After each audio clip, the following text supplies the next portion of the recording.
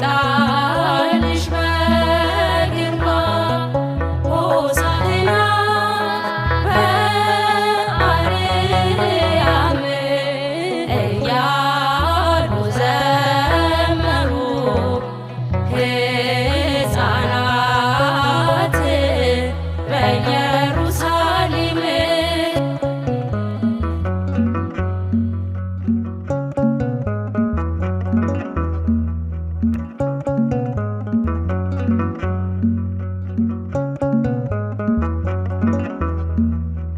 ኪሩቤል መንበሩን የሚሸከሙለት መስቀል ተሸክሞ ሆነን መድኃኒት ሆነን መድኃኒት ሆሳዕና በአርያም እያሉ ዘመሩ ሕፃናት በኢየሩሳሌም።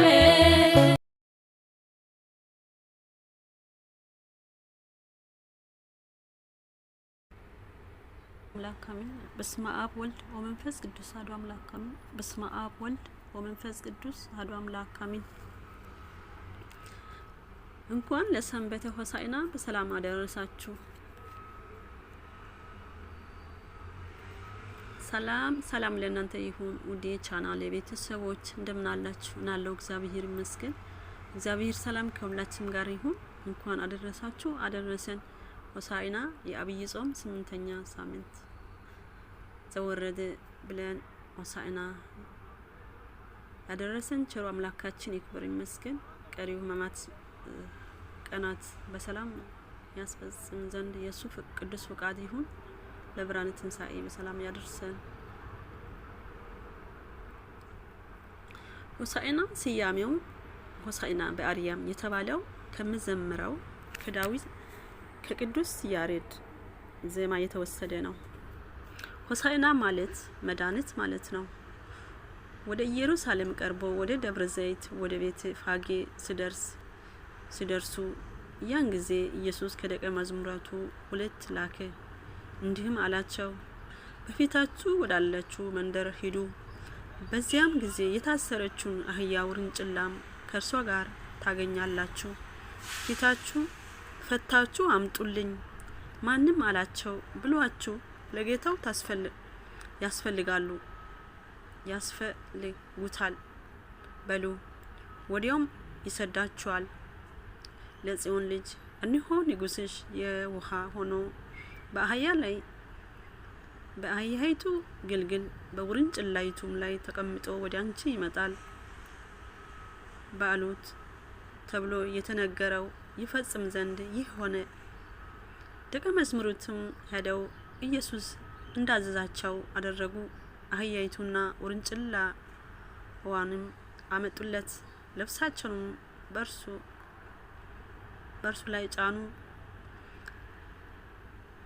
ተቀምጦባቸው ከሕዝብ እጅግ ብዙዎቹ ልብሳቸውን በመንገድ ላይ አነጠፉ። ሌሎችም ከዛፍ ጫፍ እየወሰዱ በመንገድ ላይ ያነጠፉ ነበር።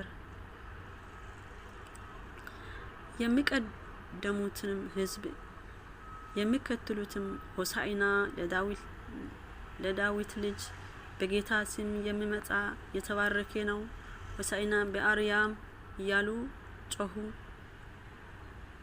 ይጮሁ ነበር።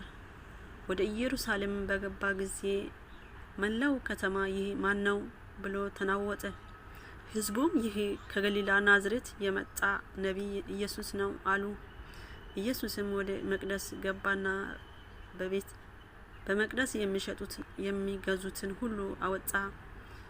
የገንዘብ ለዋጮችም ገበታውን የርግብ ሻጮችም ወንበሮች ገለበጠና ቤቴ የጸሎት ቤት ትባላለች ተብሎ ተጽፏል፣ እናንተ ግን የወንበዴዎች ዋሻ አደረጋችሁ አላቸው። በመቅደስም እውሮችና አንካሶች ወደ እርሱ ቀርቡና ፈወሳቸው። ነገር ግን የካህናት አለቆች ጻፎች ያደረገውን ድንቅ በመቅደስም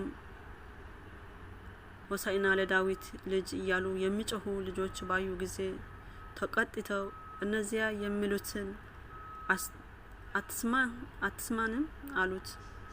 ኢየሱስም እየሰማው ከሕፃናትና ከሚጠቡ አፍ ምስጋናን ለራሴ አዘጋጅ የሚለውን ቃል ከቶ አላነበባችሁም አላቸው።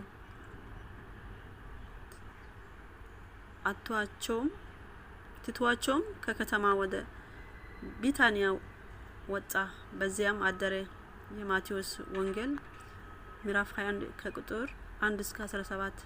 በዚች ጭለት የአህያ ውለታዋ አስቦ ጌታ ክብር ሰጥቷታል። ጌታችን በበረት ሲወለድ እርቃኑ በግርግም ስተኛ ትንፋሿ ሰታ አሙቋ ነበርና ያከበረችውን አስቦ አክብሯታል። በጌታችን ስደት እመቤታችንና ጻድቁ ዮሴፍ ከሄሮድስ ፊት ሲሸሹ ተሸክማ አብሮ መከራ ተካፍላለች። ኢሳያስም በትንቢቱ በሬ የገዢው አህያ የጌታውን ጋጣ አወቀ እንዳለ አህያ ሰውን ከስተቱ የመለሰችው ናት። የበለዓምን ቅን መንገዱ ትተው የሶሪያ ልጅ የበዓለምን መንገድ ተከትለው እርሱ የአመፃን ደሞዝ ወደደ፣ ግን ስለመተላለፍ ተዘለፈ። ቃል የሌለው አህያ በሰው ቃል ተናገረ፣ እብደት አገደ። በነቢዩ የተነገረው የኢሳያስ ትንቢት መፈጸሙ ሲያረጋግጥ በአህያ ላይ ተቀምጦ ወደ ኢየሩሳሌም ገባ። በምድርም የምታሰረው ሁሉ በሰማይ የታሰረ ይሆናል፣ በምድር የምትፈታው ሁሉ በሰማይ የተፈታ ይሆናል። ማቴዎስ 17:18 እኛም ከኃጢአት ማሰሪያ በንስሐ መፈታት መቻላችንን ሲያስረዳን ነው። ለጴጥሮስ በተሰጠ የክህነት ስልጣን ተፈተን በምህረት በኢየሩሳሌም ሰማያዊት እንደምንገባ ማረጋገጣችን በማሰብ ሆሳዕና እናከብራለን። ዘንባባ የመያዛችን ምስጢር ምንድነው ብሎ አብርሃም ይስሐቅ ያዕቆብን ሲወልድ ደስታ ለመግለጽ ዘንባባ ይዘው እግዚአብሔር ያመሰግኑ ነበር። ዘንባባ ድል አድራጊዎች ይይዙታል። የአሸናፊዎች ምልክት ነው።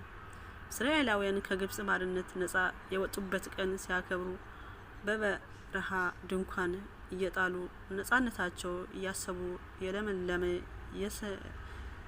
የሰላ ጫፍ ዘንባባ ቆርጠው ያከበሩ ነበር። በሐዲስ ኪዳንም ዘንባባ የቅዱሳን በሰማይ ይዞት አመሰግኗል። መድብል ታሪክ መጽሐፍ አስጀምሮ ለዚህ ያደረሰን አምላክ ይክበር ይመስገን። መልካም በዓል። አሜን። የጻፉልኝ ቃልዎት ያሰማልን። አምላክ ይክበር ይመስገን።